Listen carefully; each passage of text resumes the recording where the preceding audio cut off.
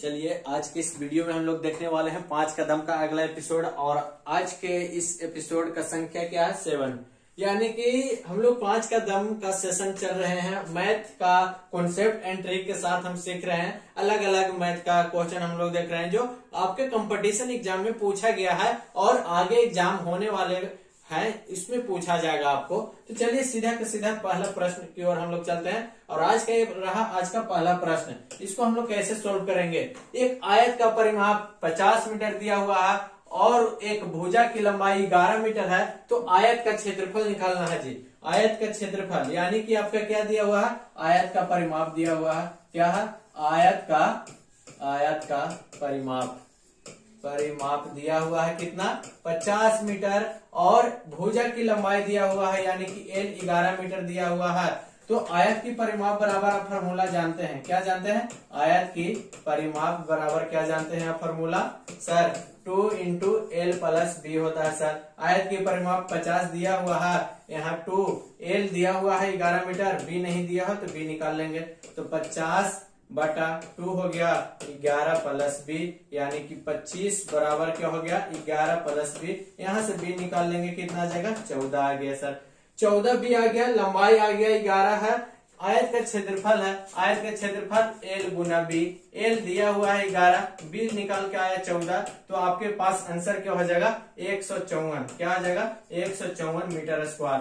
11 into 14 154 metre square हो जाएगा आपके पास आंसर। तो कुछ नहीं था, आयत का परिमाप दिया हुआ था, भुजा की लंबाई दिया हुआ था। तो वहां से हम लोग निकाल लेंगे, पहले चौड़ाई निकाल लेंगे। चौड़ाई निकल के कितना है 14 निकल के आगे चौड़ाई, लंबाई दिया हुआ था तो आयत का क्षेत्रफल निकल जाएगा ना, लंबाई इंटू चौड़ाई। आपके पास 154 मीटर। बहुत ही शानदार प्रश्न था, आपके एग्जाम में पूछे जाने वाला प्रश्न है। अगला प्रश्न हम लोग देखते हैं, आज का दूसरा प्रश्न। चलिए ये भी बहुत बेहतरीन सवाल है, अक्सर एग्जाम में ऐसा प्रश्न आपको देखने को मिलेगा। इसको हम लोग कैसे सोल्व करेंगे, बहुत ही सिंपल है लेकिन आपके कॉम्पिटिटिव भी हो सकता है। के का वह अधिकतम मान ज्ञात कीजिए जिसके लिए 6 अंकों वाली संख्या 24 31 2k यानी कि इतना है 6 से पूर्णतः विभाज्य होगा। अब है जी कितना है 24 31 2 और यहाँ के स्थान पे क्या लिखेंगे कि 6 से पूरा का पूरा पूर्णतः विभाजित हो जाए वह अधिकतम मान, के का वह अधिकतम मान। तो आप समझिए जी कि 6 से कटने के लिए 6 से कटने के लिए 2 और 3 से पूरा पूरा कट रहा है, वही 6 से कटेगा।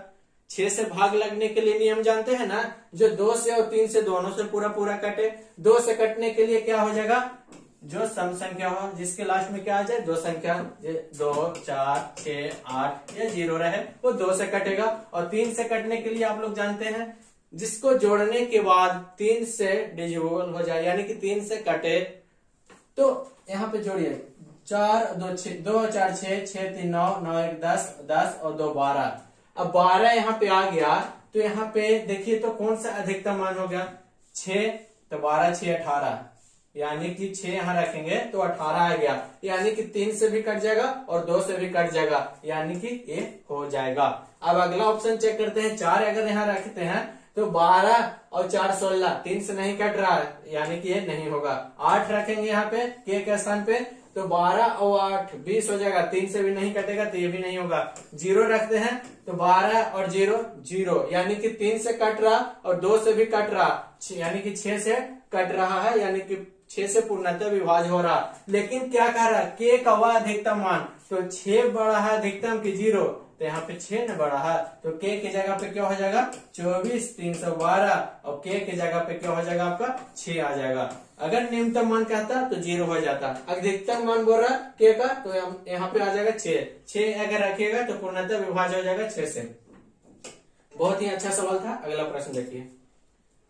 चलिए अगला प्रश्न बहुत डिजाइन रूप से आ रहा है आपके सामने और ये रहा आपका, एक वस्तु को 12.5% के लाभ पर 18,000 में बेचा गया तो क्रय मूल्य ज्ञात करें। क्रय मूल्य ज्ञात करने के लिए बोल रहा है जी 18,000 में बेचा गया 12.5% के लाभ पे 18,000 में बेचा गया तो 100 बटा क्या हो जाएगा 112.5 हो जाएगा ना। तो सीपी बराबर क्या हो जाएगा 18,000 गुने 100 बटा 112.5 पॉइंट हटा देंगे तो ऊपर में 0 चल जाएगा। अब काटिएगा तो पूरा का पूरा अगर काटी छाट कीजिएगा तो आपके सामने क्या आ जाएगा आंसर 16,000, यानी कि 16 सिक्की आ जाएगा आपका cost price 16,000। Option number 4 is the correct answer. कुछ नहीं था, आपके पास एक वस्तु को 12.5% के लाभ पे 18,000 में बेचा गया तो क्रय मूल्य ज्ञात करना था, तो 18,000 गुने 100 बटा 112%। चलिए अगला प्रश्न आपके सामने ये रहा। अगला प्रश्न आपके सामने ये है, देखिए कौन सा प्रश्न है, और ये है आपके साधारण ब्याज की एक निश्चित दर पे 7500 रुपए का मूलधन 8 वर्षों में 11,700 रुपए हो जाता तो वार्षिक ब्याज का दर बताना है जी। मूलधन आपका था कितना, मूलधन था, मूलधन आपके यानी कि पी है कितना 7500 और मिश्रधन कितना है आपके सामने 11,700 और टी है 8 वर्षों में 8 वर्षों में। तो यहाँ से हम लोग क्या निकाल लेंगे, साधारण ब्याज निकाल लेंगे। क्या निकाल लेंगे, साधारण ब्याज निकाल लेंगे। तो कितना आ जाएगा 11,700 माइनस 7500।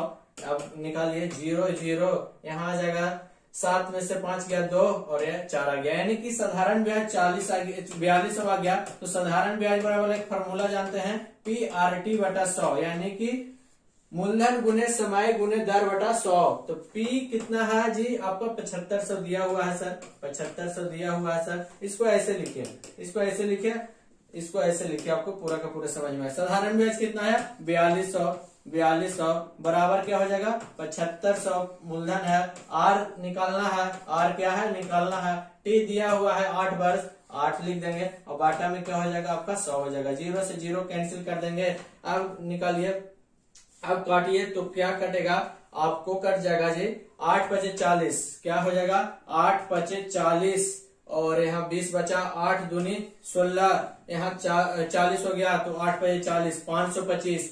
आप 75 को काटिए, 75 से 25 दिए 75, 25 दिए 75 काट दीजिए, 25 दिए 75, इसको 25 से 25 दूनी 50 और 25 से कम 25, यानी कि 2721। आर बराबर क्या आ गया आपका 7%। क्या आ जाएगा आर बराबर 7%। ऑप्शन है, ऑप्शन हाँ, option B is the correct answer. कुछ नहीं था, मूलधन आपका दिया हुआ था, क्या था मूलधन ये है और मिश्रधन ये है, तो ब्याज बराबर हम लोग निकाल देंगे क्या मिश्रधन माइनस मूलधन। तो यहाँ से ब्याज बराबर हम लोग को निकल जाएगा, यानी कि एसआई कितना आ जाएगा 4200 रुपए। अब ब्याज निकल गया, आपके पास समय दिया हुआ है, आर निकालना है, मूलधन दिया हुआ है, तो एक ब्याज बराबर फॉर्मूला जानते हैं PRT बटा कितना होता है 100। ब्याज दिया हुआ था 4200 रुपया निकाल के आए और आपका मूलधन दिया हुआ है 7500, गुने क्या करेंगे आर निकालना है, टी दिया हुआ 8 वर्ष बटा में 100 करेंगे। 2 0 से 2 0 काट लीजिए और ये 14 तिया 42, 25 तिया 75, ये हो जाएगा 25 तिया 75 और ये आपको काट लिए 7 दूनी 14 और 4 दूनी 8, 25 को 100 और ये 100 कैंसिल, तो आर बराबर क्या आ गया आपका 7%। तो आंसर आ जाएगा आपका क्या 7%। बहुत ही अच्छा सवाल था, आपके एग्जाम में पूछे जाने वाला प्रश्न था। चलिए अगला प्रश्न आपके सामने ये रहा। अगला प्रश्न ये है आपके सामने, एक स्कूल में लड़कों की संख्या और लड़कियों की संख्या का अनुपात 5:7 है, यानी कि बॉय और गर्ल का रेशियो कितना है 5:7 है।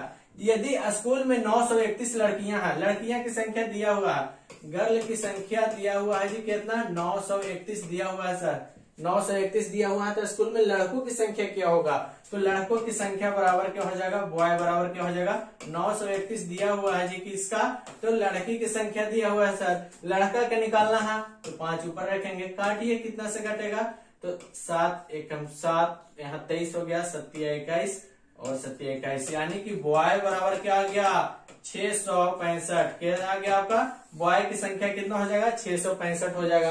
कुछ नहीं करना था, लड़की की संख्या देखिए बॉय एंड गर्ल 5:7 दिया हुआ था, लड़की की संख्या 931 है, तो 931 कितना का है जी 7 का इक्विवेलेंट है, काट दीजिए, 1 का इक्विवेलेंट कितना आ जाएगा 1 बराबर क्या आ जाएगा 133 आ गया सर। बॉय का निकालना है तो 133 में से 5 गुना कर दीजिए, आपका 665 आंसर आ जाएगा।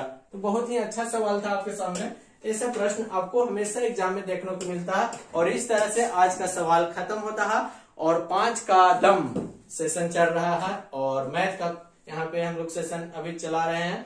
और अगर इसी तरह का प्रश्न आपके चाहिए तो चैनल को सब्सक्राइब कर लीजिए, और पेज पे देख रहे हैं तो पेज को फॉलो कर लीजिएगा, और कमेंट करके जरूर बताएं कि सेशन कैसा लग रहा और किस पे हम लोग बनाए वीडियो, वो चैप्टर वही आप लोग कमेंट करके जरूर बताइएगा। मिलते हैं हम लोग अगले वीडियो में। Thank you.